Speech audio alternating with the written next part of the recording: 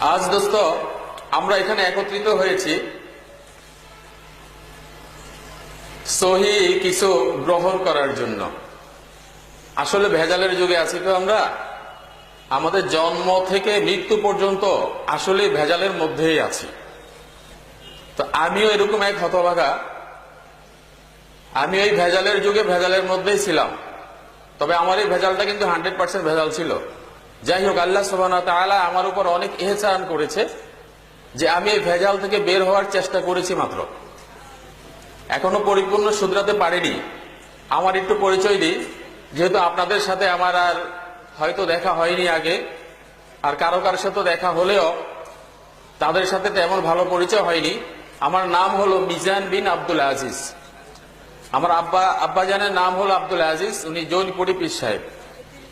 আমার দাদা যান ফকি আব্দুল লতিফ জৈনপুরি, ভারত। আমার নানা যান ফকি আফসার উদ্দিন জৈনপুরি, ভারত। তো আমার সিলসিলা হলো জৈনপুরি সিলসিলা।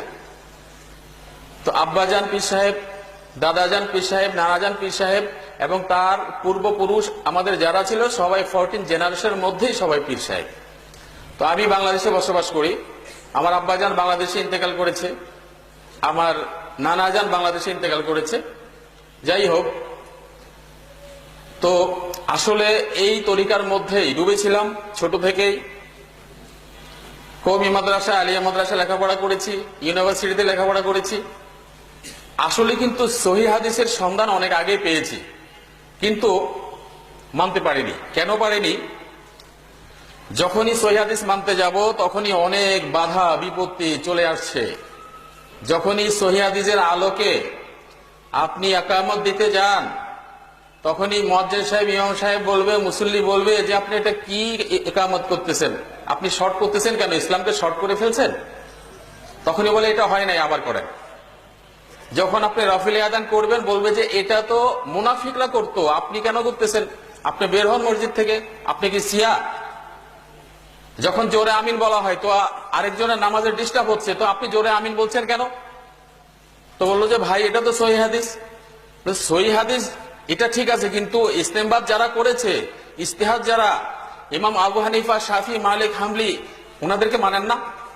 ওনারা বলছে আস্তে বলতে হবে, এমন আস্তে বলবো যে নিজের কানে যেন শুনি। আপনি জোরে বলছেন কেন? আপনি তাহলে এই মসজিদে নামাজ পড়তে পারবেন না। তো এরকম কারণবশত দেখা যাচ্ছে আর মানা হয় না, হয়তো লোকলজ্জার ফলে কিংবা অন্যান্য কারণে। অনেক সময় দেখা যাচ্ছে আমার উস্তাদ তো আমাকে এটাই শিখাইছে, আমি তো এইভাবে শিখছি মাদ্রাসায়, তাহলে আমি এটা বিরোধিতা করব কেন? ওস্তাদ কি আমার চাইতে কম বুঝেন? ওস্তাদ অনেক বেশি বুঝেন, যেহেতু আমি ওস্তাদের কাছ থেকে শিখছি, তাহলে আমি কেন উল্টা কাজ করব? আমার মনে হয় যে ওস্তাদ যেটা করতেছে এটাই ঠিক। আসলে দোস্ত, যখন আসলে ভালো করে দেখলাম, যখন সহিহ হাদিস ভেজাল হাদিস গুলো যখন এটা ডিফারেন্স করার তৌফিক আল্লাহ সুবহানাহু ওয়া তাআলা দিয়েছে, তখন দেখলাম যে আসলেই তো আমরা গড়ে হরিবলের মতো আছি। আসলে কথা ঠিক না? আসলে আমরা এরকম ভীষণ ভেজালের মধ্যে আছি। এই ভেজাল থেকে আপনি খাঁটি জিনিসটা উদ্ধার করতে অনেক টাফ ম্যাটার, রিডেন্ডেন্ট ওয়ার্ক, যে আপনি ভেজাল থেকে বের হতে পারবেন না। আপনার পা জড়সড় হয়ে যাবে, আপনি দুর্বল থাকবেন, আপনি কথা বলতে পারবেন না, আপনি হাঁটতে পারবেন না, চলতে পারবেন না। আপনি কোন কালচারে বসবাস করতেছেন, আপনি কোন সমাজে বসবাস করতেছেন? আপনি কি সমাজের বাহিরে? তাহলে আপনি সমাজের বাহিরে জঙ্গলে গিয়ে সেই শামস তিবরিজির মতো, সেই জালালউদ্দিন রুমির মতো বসবাস করেন। আপনি তাহলে এই সমাজে কেন বসবাস করতেছেন? তো দোস্ত, বিভিন্ন কারণে কারণে পারা যায়নি। যখনই এটা প্রমিস করেছি যে না আমি সহিহ হাদিস মানবো, আমরণ মানবো, যতদিন আমি হায়াত পাই, আল্লাহ সুবহানাহু ওয়া তাআলা আমাকে হায়াত দান করে, ততদিন আমি সহিহ হাদিস নিয়ে মরবো। তাহলে এই পণের কারণে আজকে ওই তরিকা ছেড়ে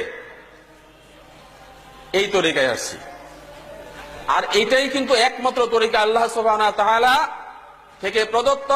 নবী সাল্লাল্লাহু আলাইহি ওয়াসাল্লাম যেই কাজে আদিষ্ট হয়েছেন, এটাই সেই একমাত্র তরিকা।